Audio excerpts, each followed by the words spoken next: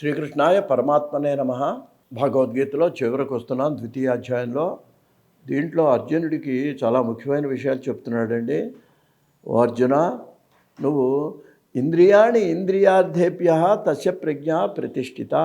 నువ్వు స్థితప్రజ్ఞుడు ఎలా ఉండాలి అని అంటున్నావు చూడు.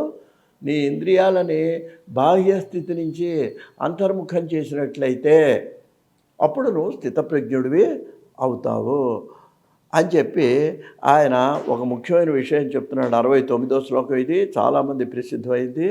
యా నిశా సర్వభూతానాం తస్యాం జాగర్తి సంయమి యస్యాం జాగతి భూతాని సా నిశా పశ్యతో మునే. అంటే ఇదేంటంటే మనకి చాలా విచిత్రంగా కనిపిస్తుందండి. ఇటువంటి రాగద్వేషాలకు అతీతుడై మనశ్శాంతి పొంది ఎవరైతే భగవంతుని యందు బుద్ధి నిలిపి ఉంటాడో అతడు సంయమి అని ఓ పేరు పెట్టాడు భగవద్గీతలో ఆయనకి. సంయమి అంటే ఏంటి? ఒక జ్ఞాని, స్థితప్రజ్ఞుడు. అతను అండి ఈ ఇంద్రియ విషయాలను అతను పట్టించుకోకుండా అతను ఏం చేస్తాడంటే ఒక విచిత్రంగా ఉంటుందిటండి. యా నిశా సర్వభూతానాం, సమస్త ప్రాణులకు మనకు రాత్రి ఉందనుకోండి, ఆ టైంలో ఆ సమయం ఏం చేస్తా అంటే ఆత్మజ్ఞానం పొందినవాడు ఏదో ఓ పోలు ఎక్కడో కూర్చొని భగవద్ధ్యానం చేస్తూ ఆనందాన్ని ఎందుకంటే డిస్టర్బెన్స్ ఉండదు అతనికి. అందువలన మనందరికీ రాత్రి కాలంగా ఉన్నది అతనికి పగల్లాగా ఉంటుందిటండి. తస్యాం జాగర్తి, అతను మెలుకుతూ ఉంటాడటండి. ఎవరు? సంయమి అంటే స్థితప్రజ్ఞుడు అనమాట. ఇంకా రెండోది యస్యాం జాగ్రత్త భూతాని, మనందరం సమస్త ప్రాణుల్లో కూడా మనం మెళుకువతో ఉండే మన కార్యక్రమాలన్నీ చేసుకునేటువంటి ఏ పగలైతే ఉందో అప్పుడు సా నిశా పశ్యతో మునే. దాన్ని ఆయన ఎలా భావిస్తాడంటే నిశా అంటే అర్థం ఏంటనమాట? రాత్రిగా భావిస్తాడటండి ఆయన. అంటే ఇది కొంచెం మనకు అర్థం చేసుకోవడం కొంచెం కష్టం. అంటే ఏంటంటే ఇది సింబాలిక్గా చెప్పిందండి. సింబాలిక్గా అంటే నిజంగా రాత్రి నిజంగా పగలు అని కాదండి. అంటే ఏంటంటే మనందరం ఐహిక విషయాలతో మనం జాగ్రత్త. మన పగలు ఏం చేస్తాం?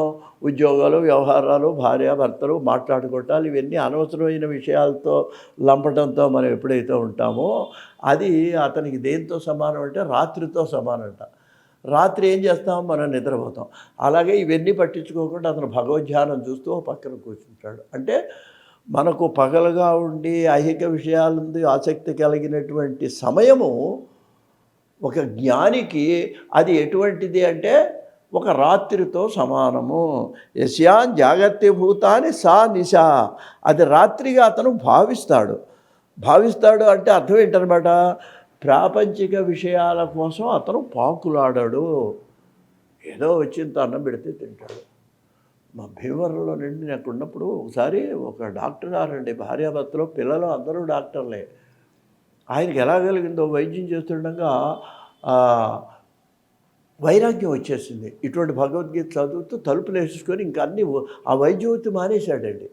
భార్య వాళ్ళందరూ డాక్టర్లే, వాళ్ళందరూ పిల్లలని చేస్తున్నారు. ఈయన ఇంకేం పట్టించుకునేవాడు కాదు. ఆ గది ఒక గది ఉంది, ఆ గదిలో తలుపేసుకొని వేదాంత పుస్తకాలు చదువుతుంటూ అలా పగలు కూడా ఇంకేం వీళ్ళెవరితో మాట్లాడేవాడు కాదు. అంటే ఆయనకి మనందరికీ పగల, ఆయనకి రాత్రి. ఆ సమయంలో కూర్చుంటే ఇంత పళ్ళెల్లో పెట్టి ఏదైనా తలుపు దగ్గర పెడితే ఇంత అన్నం తినేవాళ్ళు, ఏం మాట్లాడేవాడు కాదు. అందరికీ వస్తుంది ఆ స్థితి అంటే రాదండి. దానికి కూడా ఒక ఒక జన్మ సంస్కారం ఉంటేనే కానీ అది రాదండి.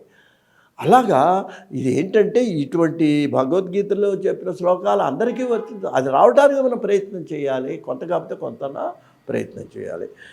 యా నిశా సర్వభూతానాం తస్యాం జాగర్తి సంయమి. మనం రాత్రి అనుకుంది అతను పగల్లాగా భావించి ఏ తెల్లవారుజామునో అర్ధరాత్రో 3 లేస్తాడు, చక్కగా బ్రహ్మనిష్టలో ధ్యానం చేసుకుంటాడు.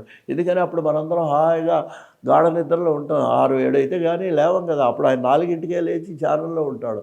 మన రాత్రి ఏమో ఆయనకు పగలు, మన పగలేమో ఆయనకి రాత్రి అని చెప్పి ఇంకా ఏమంటున్నాడు తెలుసా అండి?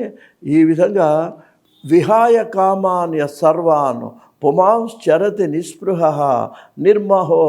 నిర్మమో నిరహంకారో సశాంతి మది గచ్చతి, ఇంకా చివరికి వచ్చేస్తున్నాడు చివరి శ్లోకం. ఏమంటున్నాడు ఆయన, కాబట్టి నాయన నువ్వు గనక శాంతిని పొందాలంటే, శాంతి అంటే ఒక విధంగా మోక్షమే. నువ్వు ప్రశాంతిని పొందాలంటే, మోక్షం అంటే ఏంటి, ఎక్కడికో చనిపోయిన తర్వాత వచ్చేది కాదండి. ఐహిక సుఖాల నుంచి విముక్తి. మోక్షం అంటే ఏంటన్నమాట, దాని నుంచి విముక్తి. వాటిని పట్టించుకోకపోవటం, వాళ్ళ బాధలు వాళ్ళే పడతారు. ఆ విధంగా కనుక నువ్వు ఒక విముక్తిని పొందాలన్నట్లయితే ఏమండి, దాన్నే ఇంకా ఈ వేదాంత భాషలో బ్రహ్మీభూత స్థితి. ఒక రమణ మహర్షి, ఒక చంద్రశేఖరానంద సరస్వతి స్వామివారు, ఇటువంటి కంచికామకోటి పీఠాధిపతులు బ్రహ్మీభూత స్థితిలో ఉండి వాళ్ళకి ఇటువంటి వాళ్ళు పొందాలన్నట్లే. అందుకనేనండి ఈ పీఠాధిపతులకి ఏం చేస్తారంటే, వాళ్ళకి అసలు ఈ వివాహాలు చేయరండి. వాళ్ళు మీరు అబ్జర్వ్ చేస్తారో లేదో, ఉపనయనంగా తీసుకెళ్ళి సన్యాసాశ్రమంలో పెట్టేస్తారండి. ఆ సన్యాసాశ్రమంలో పెట్టడం వల్ల ఏమవుతుంది, అసలు ఈ ఐహిక ఇప్పుడు ఒకటండి ఇవాళ అసలు అది ఇప్పుడు ఒక బెల్లం తింటేనే కదా తీగా ఉందంటే, స్త్రీ సంపర్కం ఉంటే తర్వాత ఆ స్త్రీ మీద వాంచగలుగుతుంది. అసలు స్త్రీ అంటే ఏమిటో తెలియనప్పుడు ఇంకా వాంచే ఉంటుంది. అలా పీఠాధిపతులు వాళ్ళు ఆ వరుసలో అయినటువంటి మహానుభావులు వాళ్ళందరూ ఎంతో వేదాంతాన్ని అభ్యసించినటువంటి వాళ్ళు. అందుకని సన్యాసం ఎక్కడి నుంచి తీసుకుంటారంటే బ్రహ్మచర్య నుంచే తీసుకున్నారు వాళ్ళు మహానుభావులు. ఒకసారి ఉదాహరణ చూస్తాను. ఇప్పుడు ఒక నాటకం చూసి మనం ఆనందపడుతున్నామండి. ఎప్పుడు ఆనందపడతాం, అది నిజ జీవితంలో జరిగినప్పుడు అది మనకు గుర్తొచ్చి, మన పిల్లవాడికి ఏదో బాధ కలిగినప్పుడు అక్కడ పిల్లవాడికి బాధ కలిగితే కొంచెం కళ్ళెంబడి నీళ్ళు వస్తాయి. అయ్యో మన అబ్బాయికి కూడా అట్లా అయింది కదా అని. ఇలాగా అసలు ఏమీ లేని ఒక సన్యాసి నాటకం చూశాడు అనుకోండి, వాడికి ఆనందం ఉండదు, దుఃఖం ఉండదు. అందువల్ల అది వాడు స్తంభంతోనూ వాడు చెట్టుతో సమానం. ఆ స్థితి బ్రహ్మభూత స్థితి. అటువంటి శాంతిని పొందాలంటే విహాయ కామాని సర్వాన్, సమస్త కోరికలను వదిలిపెట్టి నిస్పృహ, దేని యందు ఆసక్తి లేని వాడే స్టేజ్కి రావాలంటే బ్రహ్మభూత స్థితి. రాగద్వేషాలకు అతీతం, ఆసక్తి లేనివాడే అయ్యా. నిర్మమో నిరహంకార, మమకారము అహంకారము, ఈ రెండు చాలా సంఖ్యలండి మనకి. మమకారం అంటే నాది అనుకోవటం, అహంకారం అంటే నేను చేశాను, నేను కాబట్టి చేశాను, ఇది అహంకారం. మమ అహంకారం, ఈ రెండు కూడా మనిషి పతనానికి కారణాలని ఈ శ్లోకంలో భగవద్గీత చెబుతున్నది. ఇది ఇంచుమించుగా మనకు ఈ చివరి శ్లోకం అండి. దీని తర్వాత ఏమిటంటే మరి తృతీయాధ్యాయంలోకి వస్తున్నాం. అదే అంటాడు, ఏషా బ్రాహ్మీ స్థితి పార్థ నైనాం ప్రాప్యం విముహ్యతి.